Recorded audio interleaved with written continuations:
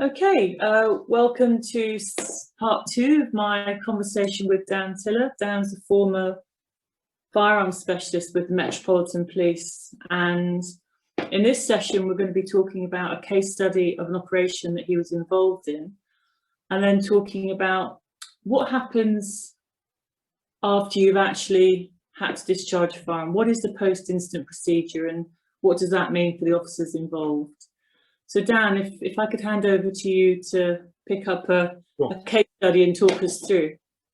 Okay, so I mean, there have been various incidents that we could talk about, but one of the things we spoke about in the last podcast was about what you feel when you go out on an armed operation, and about how your training kicks in, but you still can't help feeling a little bit apprehensive or nervous about what happens. Well, the longer that you do firearms operations, that tends to go away, the nervousness, and it's then just totally focused on your job. But there was, every now and again, there gets the odd job which really grabs your attention and actually makes you think again about being a little bit nervous, etc. And one of those jobs was actually quite early on in my specialist firearms career when I went onto the team. So it was a few years ago now, but it still could exactly happen in the same way today. In April 1999, there was a situation in Feltham in West London where a traffic Land Rover, unarmed, spotted a guy driving a Vauxhall, I think it was a Cavalier, out-of-date tax disc, and they wanted to stop him, have a word with him. As they tried to stop him, he then pulled over to the side of the road and totally out of the blue pulled out a handgun, a pistol, and started to fire loads of shots at them.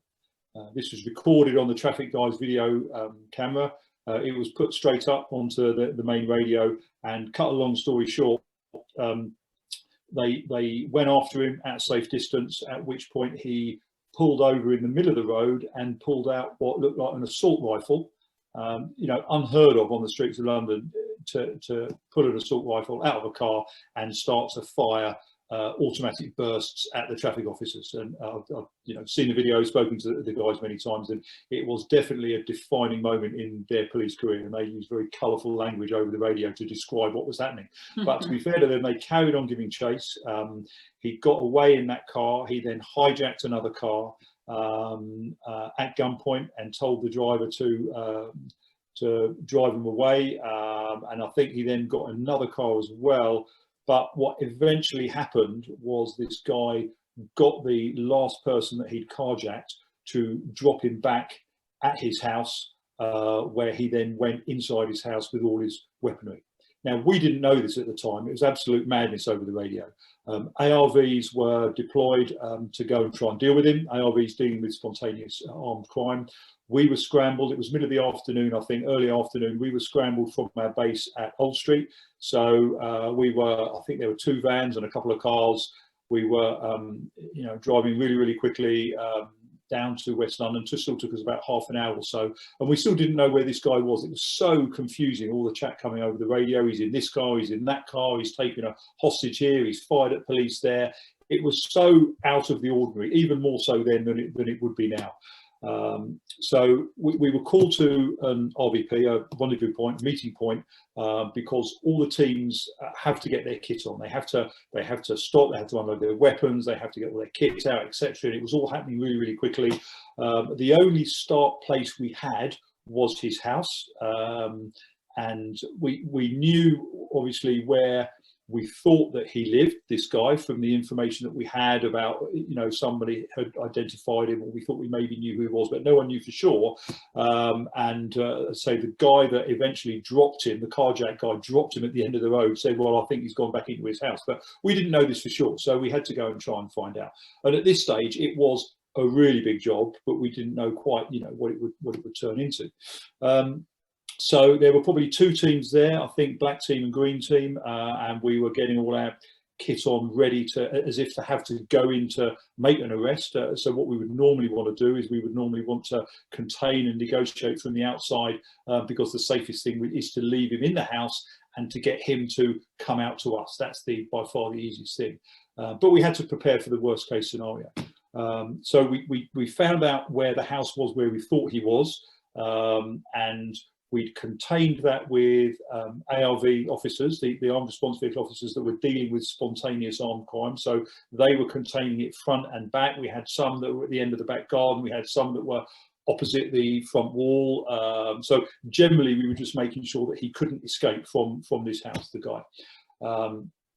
What we then found out was that the building we thought he was in was actually a 2-floor maisonette, and he was in the ground floor maisonette, and the occupants of the upstairs maisonette were apparently still in there and were scared to come out because they'd heard all the commotion, and they'd seen all the armed police, but we still didn't know for sure that he was there at this time. So this is what I'm saying about it being a job where actually you do get a bit nervous. Look, I can still remember now, we're standing at the RVP around the corner, which was, I suppose, a 200-yard walk away from the house.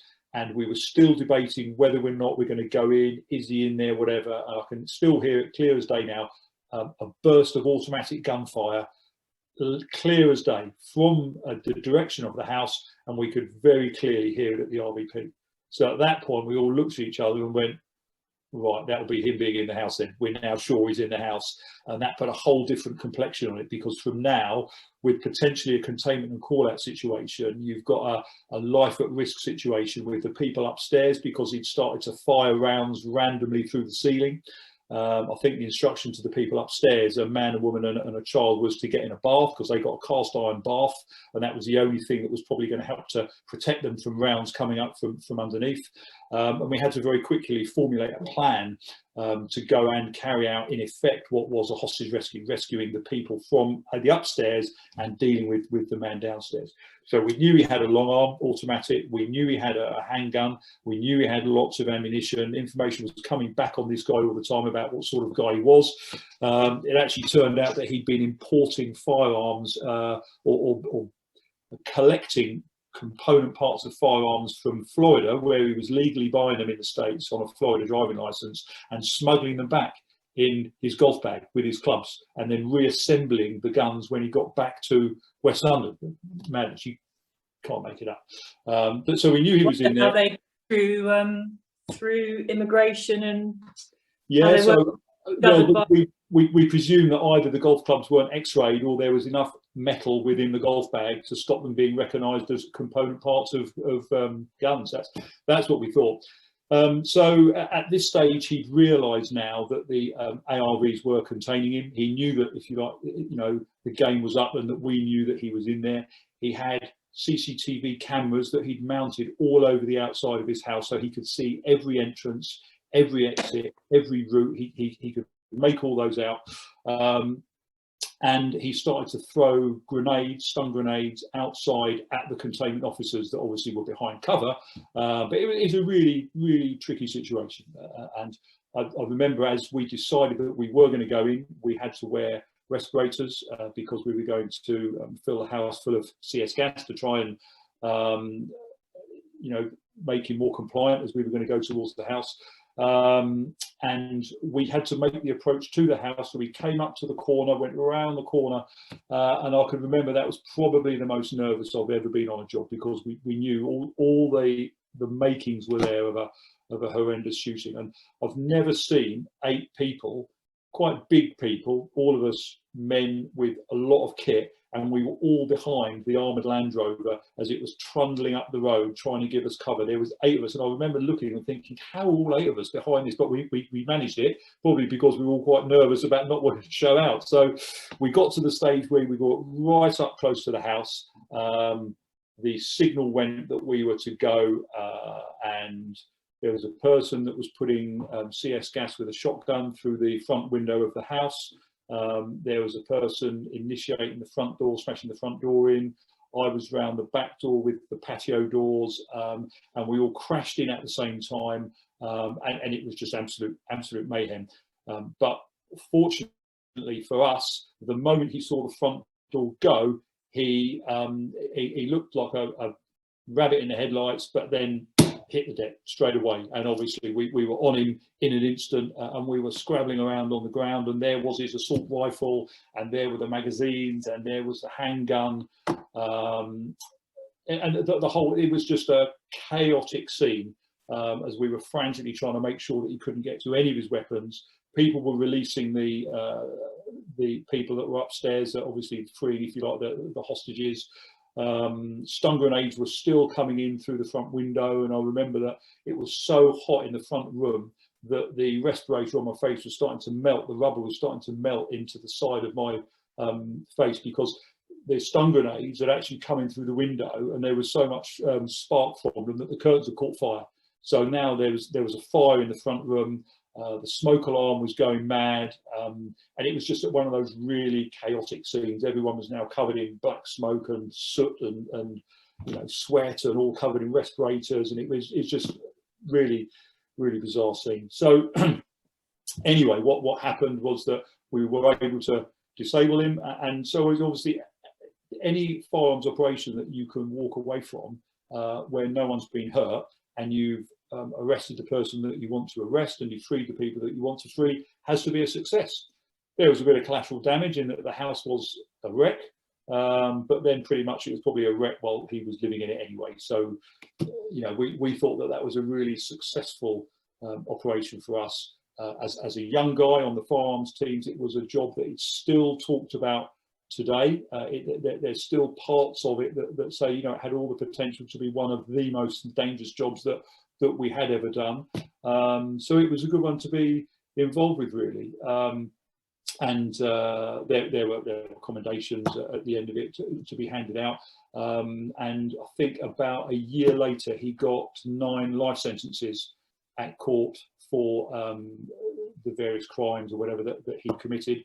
And I'm not sure what happened to him. I'm not sure if he's still in prison or if he's out. I think he might still be in prison, on the basis that I think 9 life sentences hopefully would have got a recommendation of 30 years or something. So I think he's still in there. But that was known as the Feltham job, and it still had all the makings of a really bad day. But those jobs come about, once every year, couple of years or so, that really get you thinking about the possibilities of what may go wrong. But fortunately that day there was no shooting, so we all lived to be able to tell the tale. But the decision to be made by the commanders was initially a difficult one, because all the time that they didn't know he was in there and there were hostages, they had a dilemma whether to go in to get him out, or whether to keep containing and negotiating with him and wait for him to come out of his own accord.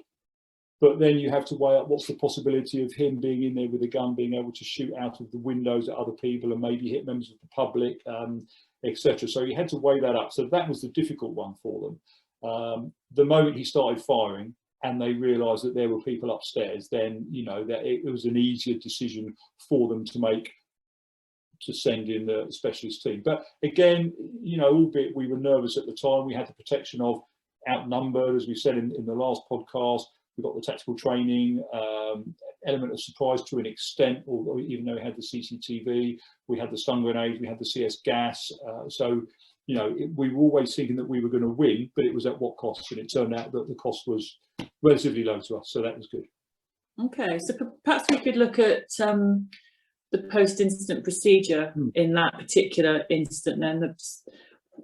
Can you talk me through how that worked and how that works in cases and how you're supported, or maybe? So the post-incident procedure on that one was actually very simple. It was, if you like, yes, it was an extreme example of an armed arrest, but that's all it was, an armed arrest. And bearing in mind that it was quite a long time ago, I don't think at the time we did anything more than hand over the premises to the local investigating officers, apologise for the carnage that we'd left behind, but it was a necessary evil, let the fire brigade do their stuff, and then come back to Old Street and just write reports about what we did. We didn't hear anything more about that. Obviously hugely different if we would have ended up engaging someone, or someone would have got shot, or there'd have been serious injury, and then the whole post-incident procedure kicks in to play. Unfortunately, there are fatal shootings that happen in London and around the country. Not nearly as many as people would make out.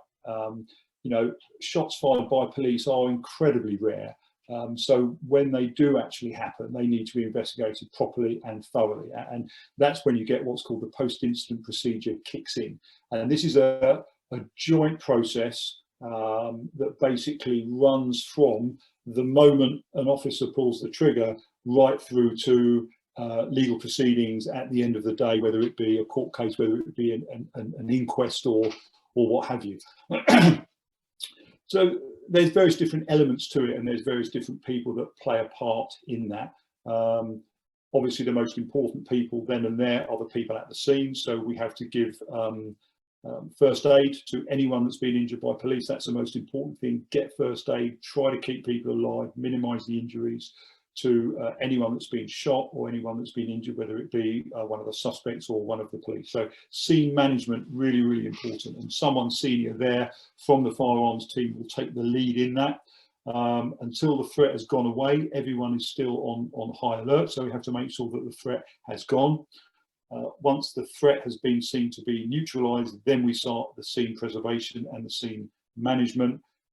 We would then basically call up, we used to say, the world and his wife, local senior officers, our senior officers, local investigators, obviously ambulances will probably be on scene, but the whole mechanism will start to kick in. But the supervisors on the scene are really important, because they need to freeze the scene, they need to get hold of the witnesses, they need to look after the suspects and what's happening to them, they need to look after the officers. Generally, once the officers can be released, they will be released soon as. Generally, people will want their weapons to stay with them unless they've taken them off and they're part of an evidential scene. You want to keep with your weapon because you want to have the continuity of knowing that no one else has tampered with it, or maybe taken the magazine out or changed the condition of it, because all this stuff is important to the evidential trail. Those people, if they're the officers, then if they're not hurt, will then be taken back at the earliest opportunity to a post-incident location. Generally, that will be decreed at the start of an operation. If it's somewhere else in the country, generally, it may be a local location, but it would normally be the firearms officers will want to come back to their base, because you want to have a place where the officers feel comfortable, they feel safe, they feel looked after. If they need to maybe change their clothing because they may have got blood or whatever on their clothing, they need to get back into their own clothes. So at that stage, one of the primary things is to make the officers feel comfortable about being in their surroundings. Because they've got a lot going through their minds at this stage, they really have. The body-worn video will probably still be going at this stage, OPC, so they will do everything they can to try and separate the officers and keep them on their own. Now, sometimes that's not physically possible, because they have to travel back to the police station in the same vehicle, or we haven't got enough vehicles to transport maybe 3 or 4 officers that are shot. They've all got to go together. But generally people are in their own world, and they will be just thinking about events and what's happened, looking to the procedure that they're going to have to go through, and there's nothing further from their mind than concocting a story, because as we've spoken about in the last video, people rely on their training. They're professional people that are out there, and they wouldn't be out there if they couldn't do their job and they couldn't make the right decision. And they should have confidence in that fact. So they'll get back to the location. At some stage, they will see a doctor, just to make sure that they are A, okay physically, and B, that they're okay to maybe start to write a few notes, even though the main notes won't be written at this stage. They'll be just writing a very brief account of what will be of what's happening. So they'll be examined by a doctor. Occupational health probably not will be seen at that stage. They'll probably leave that another day or so. Their weapons will be taken off them, and there will be what we call a round count. So they'll be checked with the amount of rounds that they went out in the morning and how many rounds they've come back with, to make sure that tallies up with how many rounds that they say they fired. This will probably be documented by our internal investigations people as well, who are generally really supportive. The incidents that I've been involved with, people from the DPS are really, really supportive and very understanding of the procedures that we're going to be going through.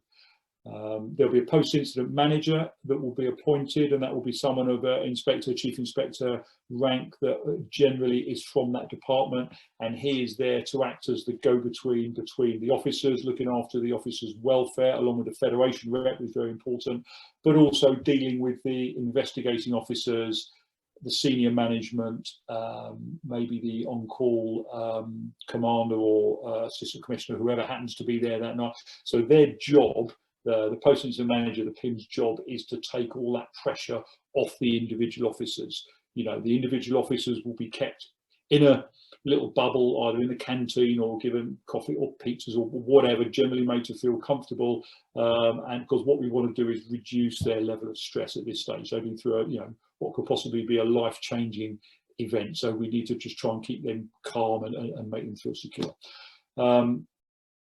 So after the initial verbal account was given at the scene, they'll probably have to give maybe a very short statement of just what happened, not what their thought processes were and all the rest of it, but just a short factual statement about what happened. And then, assuming that there's nothing else that needs to be done that day, we want to get what we call the principal officers, or what they call now the KPIs, the key police witness, KPWs, key police witnesses, away and back to their families, because they again want to feel loved and supported, and that's the best way to do that. They will get legal advice from a solicitor at the time if they're one of those principal officers, and then generally they'll be given 2 periods of sleep before they're then told to come back and write their main notes, their main evidential statement, which can run to 10, 15, 20 pages long. If they're one of the people that's actually pulled the trigger, or these days as well, one of the supervisors that's put the people in the position to pull the trigger, because that's an important thing to talk about as well, then they will have legal counsel with them or available to them while they're writing their notes. Generally, there's no conferring when anyone writes notes at all. The only thing that can be spoken about generally is matters of fact, things that are recorded on a computer message, or things that were confirmed as being fact, like what time you arrived there, what vehicle you were in, what weapons you had with you, what the information was. All these are a matter of fact, and so they're either on the CAD message, the computer message that comes through, or they're held somewhere, so it can't be argued with. What people never talk about is what was in their mind, because that's, as we said on the last podcast, it's an individual decision to do what you've done, which you must justify, and you will justify it, and you'll justify it yourself by what you've seen and what you felt and what your honestly held belief was, not what someone else's was, what yours was. And again, I've been involved in quite a few of those statement writing situations, and it is a little bit like you're being invigilated in an exam. No one speaks about anything. Everyone's in their own little world. You're either all in the same room, or you're in a different room with people making sure that you're okay, and that can take all day. That statement writing can take all day. Once that's done, at that stage, if you haven't already, you'll probably be offered OH, occupational health support. You'll be off work for a while, certainly be taken off operations. I still think there is a 28-day review, which is the minimum amount of time before a decision is made as to whether you could resume operations or not, and that could depend on lots of things. It won't depend on operational requirement, because that's not reason enough for you to come back to ops, but it needs to be dictated by things like, is there any allegations against the officer? Is there any likelihood that he or she has done anything wrong? Are there likely to be any complicating factors? Were there any injuries? Things like the most open and shut case that you can possibly think of, and people could be back on operations within 28 days. It's really unusual that it takes that little amount of time. I've worked with someone that's been off ops for 5 years as a result of a shooting. This was years and years ago, because it didn't particularly suit the political narrative of the day to have it in the public domain at that time. So the poor officer tends to bear the brunt of that, and they're kept out of out of the public's eye, out of harm's way, if you like, and they will end up, if they're an instructor, they will end up running training courses for an extended period of time, which clearly, because you've got the final result hanging over you of either a court case or an inquest or a decision internally, is really, really stressful.